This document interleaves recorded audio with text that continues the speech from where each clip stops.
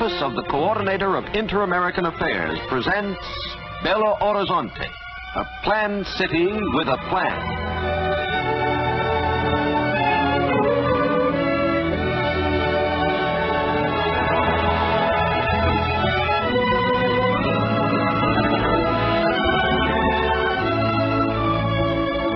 Less than 50 years ago, Brazil's Coral del Rey Mountains looked down on a hamlet hidden among the rolling foothills. Today, on this site, stands Brazil's seventh city, Belo Horizonte, home of over 200,000 far-thinking people. Capital of the state of Minas Gerais, located in the south-central part of Brazil, Belo Horizonte is 287 miles from Rio de Janeiro, Brazil's largest city and world-renowned for its fabled beauty.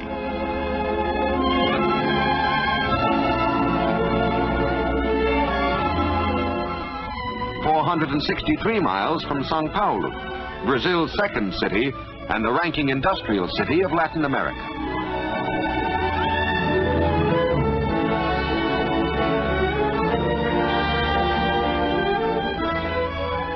Prior to the year 1897, the unique and interesting colonial city of Ouro Preto, now preserved as a national monument, served as capital for Minas Gerais. But enterprising mineiros, or miners as citizens of this state are called, with characteristic foresight saw the need for a more centrally located city, one which would permit unlimited expansion. The foothills of the Coral del Rey Mountains were selected as the site. But before ground was broken, literally before one pickaxe disturbed the serenity of the lovely hills, engineers and architects translated into maps and blueprints the hopes and dreams of the founding fathers. A people's pride envisioned this model inland city. A people's spirit and strength built it. Justifiably proud is the Mineiro of his public buildings and his leading officials. The governor's palace, residence of the state's chief executive, the Department of Interior, the Department of Agriculture, the Department of Education, the main post office, the City Hall, executive offices of the mayor, capable, enthusiastic Dr. Juscelino Kubitschek. But Belo Horizonte is more than a seat of government. It is the commercial hub of a state fabulously rich in natural resources. A visit to the Feira de Amostras, a building erected to house a permanent exposition of the economic wealth of this great state, will help to explain the phenomenally rapid growth of its principal city.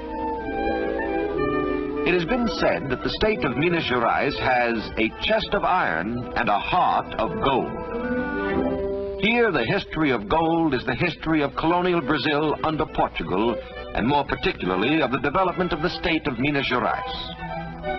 For 350 years, in this oldest, richest gold mining community of Morro Velho, within sight of Belo Horizonte, Brazil produced more gold than the rest of the Americas combined. Intensive and careless exploitation, plus a natural depletion in reserves, has reduced Brazil today to 12th place among world producers. Even this comparatively small output of gold reflects itself on the economic life of the city.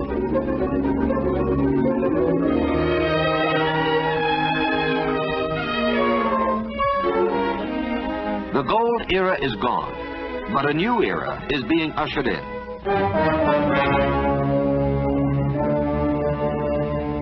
King Iron, long a slumbering giant in the mountains of Minas Gerais, is beginning to stir. 1/4 of the total known iron reserves of the world are in Brazil. At Itabira occurs the largest single deposit. The hilly streets and roads in and around this mining town are literally made of iron.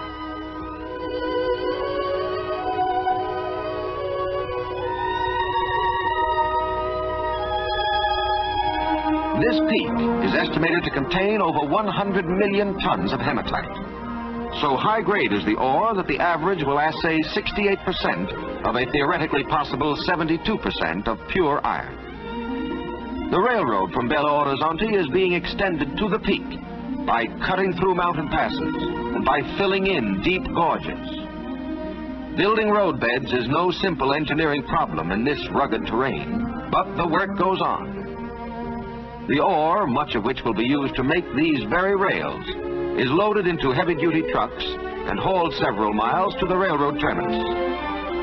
From this point, the ore train proceeds toward the railroad yards of Belo Horizonte.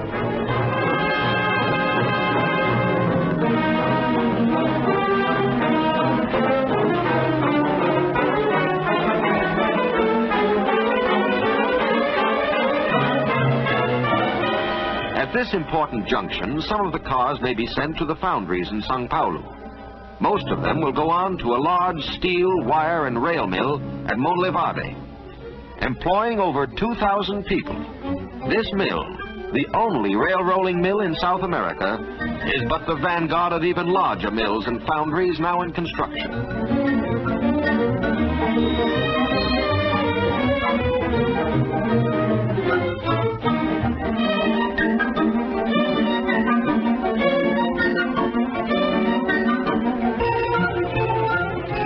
Brazilian industry, responding to the tasks imposed by the war, is on the march. Well do the Mineiros know that in this great drama, on which the curtain is now only rising, their state and their capital city are destined to play important roles. On display in the exhibition building, a visitor will see two other minerals, quartz crystal and mica, both native to this state. The exigency of war has skyrocketed these minerals to an even higher place of prominence than they originally enjoyed in the peacetime markets of the world. Quartz crystal, of which this mounted specimen is an outstanding example, today is an indispensable strategic material. It's the special electrical property of this mineral which has made it possible for the armed forces of the United Nations to have such highly sensitive and accurate communicating and detecting devices. Indeed, without Brazilian quartz, many of these devices would not exist. While a great share of the mining operations is done by mechanized equipment, manual labor is imperative in order to prevent injury to the crystal. Enjoying equal fame with quartz as an essential sinew of war is mica. The property of heat and electrical resistance makes this mineral invaluable in the manufacture of airplane spark plugs, radio tubes, magnetos, and many a secret military device. Again, from the rich subsoil of Minas Gerais comes this vital material.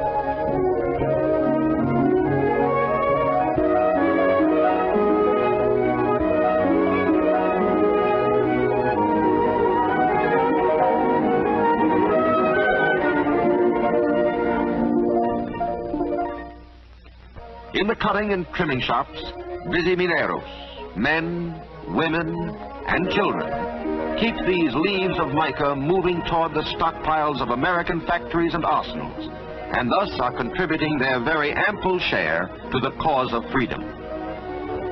Numerous and varied are the other minerals on display at the Feira, all of them contributing to the prosperity of Belo Horizonte. No wartime aristocrats, but worthy of more than a mention, are manganese, chromium, aluminum, silver, nickel, graphite, calcium, kaolin, columbite, and zirconium. Belo Horizonte is also the center of Brazil's steadily growing diamond industry. This diamond, named in honor of Brazil's President Vargas, is the 5th largest diamond in the world, weighing 726 carats. In the production of semi-precious stones, the state of Minas Gerais is the undisputed leader of the world.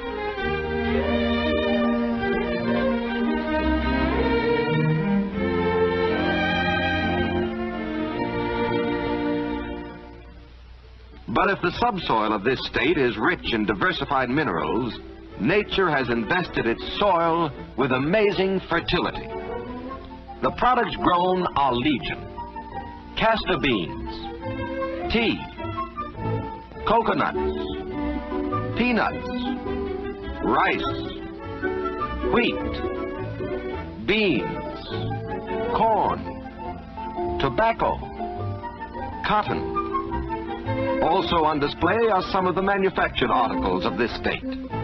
Cosmetics, dolls, bathroom fixtures, ironware, thread and yarn, textiles, pipe tobacco, soap, fertilizer, lubricating oils, building materials such as cement, and various types of marble and granite.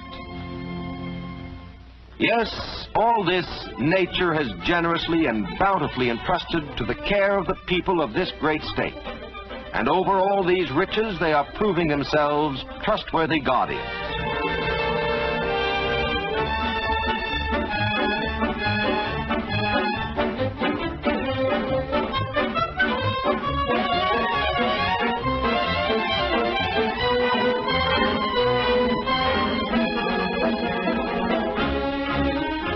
To accommodate their rapidly expanding industries, they are putting into execution a plan which was well prepared in advance.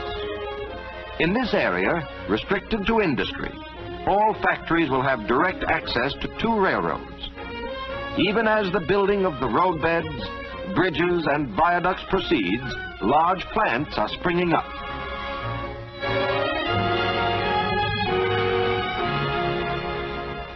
Equally as progressive and forward-looking were the Mineros in designating and providing ample and spacious residential districts.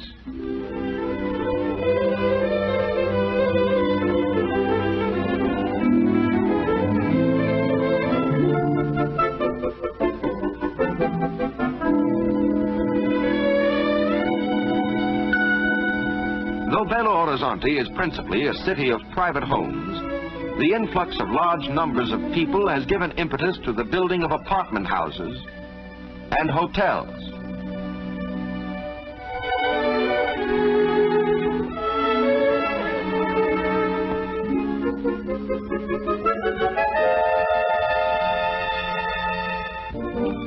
Throughout Brazil, primary school education is compulsory. Centrally located in each community are fine schools. Judged by any standard, the educational system of Belo Horizonte is efficient and advanced.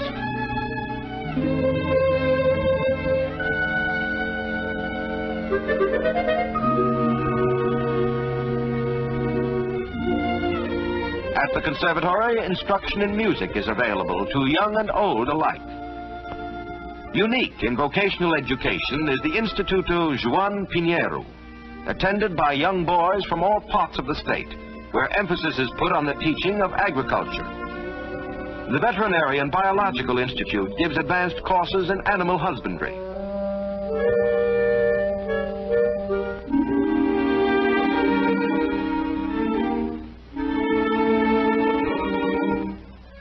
The public library houses a fine collection of reference works, available to the student in Portuguese, French, or English.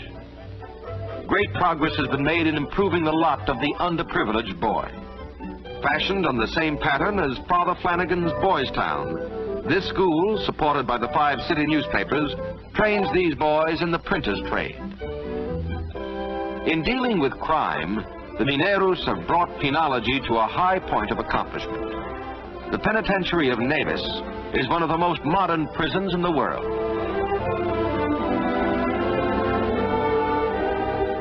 To return men to society as useful citizens is the ultimate aim of every prison. Here at the model prison of Neves, by the application of the honor system, by making available to the inmates practical vocational instruction in diversified trades, and by providing them with well-lighted and ventilated quarters, the Mineros are making good in their efforts to rehabilitate these men and to make them potentially useful to their respective communities. Typical of the many modern hospitals and sanatoriums devoted to the care of the sick is the São Vicente de Paulo Hospital.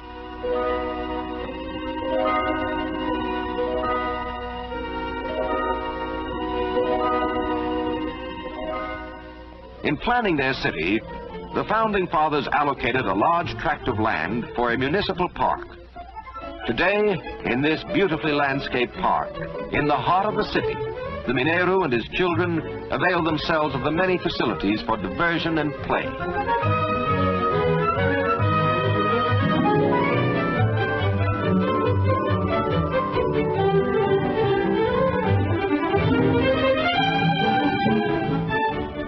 one of many other recreational centers is the Minas Tennis Club.